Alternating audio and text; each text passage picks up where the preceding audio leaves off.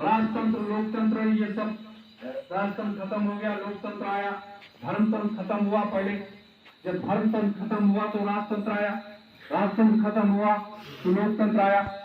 अब लोकतंत्र, ये लोकतंत्र चल रहा है जिसे हम लोकशाही कहते हैं, और संसद और विधानसभाओं में बैठने वाले लोग ही राजा बन जाते। तो अब ये राजा भी निरंकुश हो गए, ये भी अत्याचार करने लगे, और जब ये अत्याचार करने लगे तो पूरा भारत वर्ष जो है इनके गिरफ्त में आ गया। इन्होंने जातियों को लड़ाना शुरू किया, धर्मों को लड़ाना शुरू किया, और तमाम साधु संतों को इकट्ठा करके उनके मठ, उनके वैभव, उनके मान सम्मान में वो सारी चीजें इन्होंने परोस दी। और जब इन्होंने परोस दी तो उनकी भी बुद्धि खराब हो गई। हमारे यहाँ साधु संतों की बुद्धि क्यों खराब हुई? उसका सबसे बड़ा कारण क्या है कि बूचड़ खाने का धन मठ मंदिर मस्जिद में जाने लगा और शराब का धन जाने लगा। तो जब उसका लोग पान करने लगे तो लोगों के अंदर से राष्ट्रवाद की भावना, महात्माओं के अंदर से राष्ट्रवाद की भावना लोगों ने खत्म कर दी। सभी धर्मों में, सभी पंथों में, सभी मत मतांतरों में हमारे देश के राजनेताओं ने राष्ट्रवाद की भावना को खत्म कर दिया। और जब राष्ट्रवाद की भावना को खत्म कर दिया तो बचा क्या? अध्यात्मवाद। तो अध्यात्मवाद को इन महात्माओं ने क्या किया? सभी धर्मों के लोगों ने, मुल्ला मौलवियों ने भी, सबने उसको अपने में समाहित कर लिया कि ये मेरा मस्जिद है, मस्जिद से जो है ऐलान होगा उसको आप मानोगे। हिंदू धर्म के लोगों ने क्या किया कि हमारे साधु संत जो भी कहेंगे हम उसको मानेंगे। और यही काम सिख धर्म में लोगों ने किया कि हमें जो भी निर्देश मिलेगा हम वो करेंगे। जैन धर्म, बौद्ध धर्म, सब धर्मों ने, सब पंथों ने अपने अपने हिसाब से उसको करने का कार्य आरंभ कर दिया। और राजनेताओं ने क्या किया कि सबको जातियों आधारित धर्म बना दिया, जात आधारित धर्म की व्यवस्था कर दिया, महात्माओं को तैयार कर दिया, साधु संतों को तैयार कर दिया कि आप इस जाति के महात्मा हो, आप इस जाति के महात्मा हो, आप उस जाति के महात्मा हो। तो सबको अलग अलग कर दिया और एक दूसरे से निंदा बुराई करने लगे, करवाने लगे। कोई वो देवी देवताओं को गाली देने लगा, कोई उनके महात्माओं को गाली देने लगा, कोई किसी को गाली देने। ये काम देश के राजनेताओं ने कर दिया। कितने सालों में? 77 वर्षों में इसको। जब ये मुगल आए तो मुगलों ने देखा कि यहाँ की व्यवस्था तो बड़ी वैसी है, इन्होंने उसमें भी फूट डालने का प्रयास किया, वो कर दिया, मुगलों ने किया। जब अंग्रेज आए तो देखा कि ये मुगल और हिंदू, ये अभी भी इनमें एकता बनी हुई है काफी कुछ, तो मुगलों ने उसको एकदम से अलग, अंग्रेजों ने अलग किया। और जब अंग्रेजों ने अलग कर दिया, फिर अंग्रेजों ने देखा कि अभी भी इनमें, हिंदुओं में आपस में बड़ी एकता है, भाईचारा है, तो इन्होंने जातियों की गणना कराना शुरू किया और जातियों को अलग अलग करके विभक्त करना शुरू कर दिया। ये काम अंग्रेजों ने किया।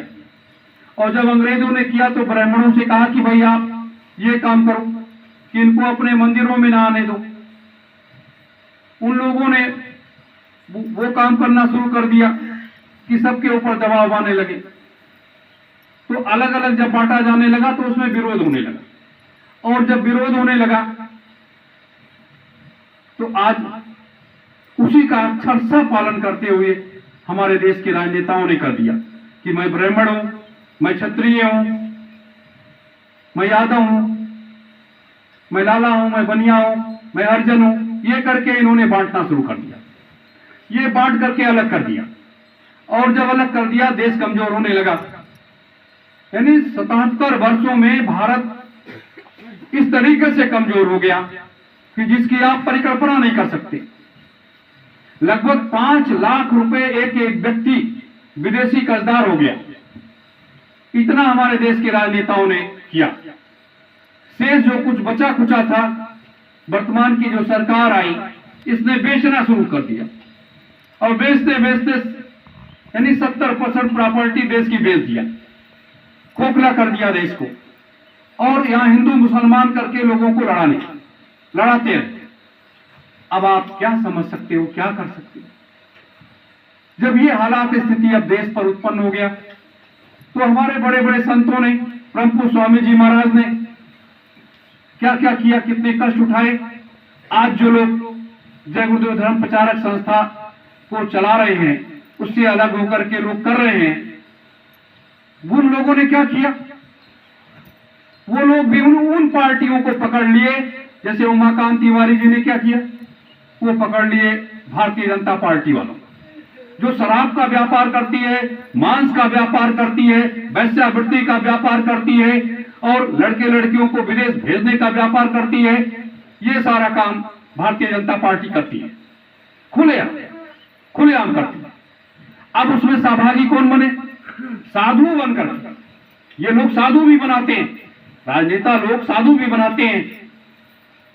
अमेरिका भी हमारे यहाँ तमाम साधु संत तैयार करता है, ब्रिटेन भी तमाम साधु संत तैयार करता है और फिर उसके माध्यम से सारा काम करवाता है।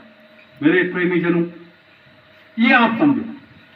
अब उमाकांत जी महाराज के जितने अनुयायी हैं वो क्या है?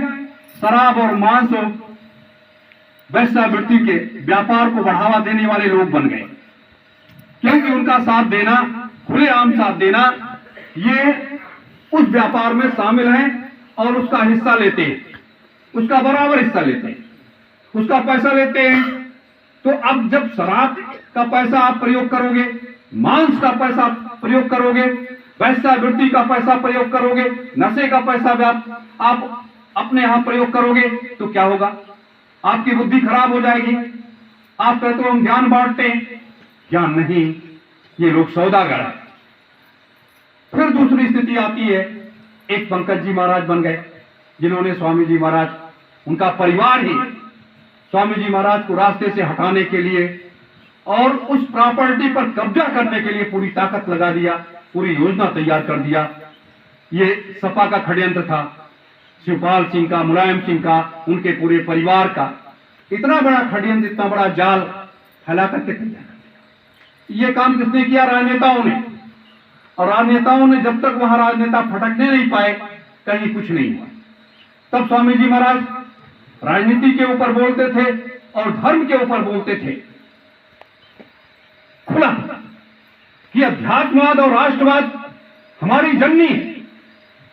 जब तक अध्यात्मवाद आपके अंदर जिंदा नहीं होगा, जब तक आपके अंदर राष्ट्रवाद जिंदा नहीं होगा, क्योंकि सतयुग, त्रेता, द्वापर और कलयुग के काफी हिस्सों तक महात्मा ही इस देश के संचालन करते थे, महात्मा ही देश को चलाते थे। राजा तो मात्र एक निमित्त मात्र का बैठाला जाता था। मेरे प्रेमी जनों, आप समझ लीजिए कि लोग क्या करने लगे, क्या करने लगे।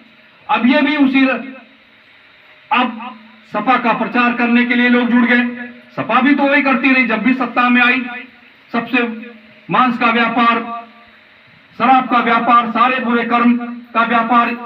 तो अब उसमें भी आधा सत्संगी इधर लग गए, इस व्यापार, इनके साथ व्यापार करने में उनके साथ लग गए, तो सबको पैसा वो मिलने लगा।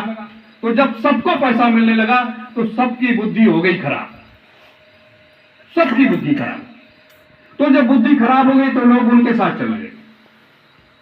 तीसरे नंबर पर बड़े संगत के रूप में आए रतन बाबा जी। इन्होंने क्या किया?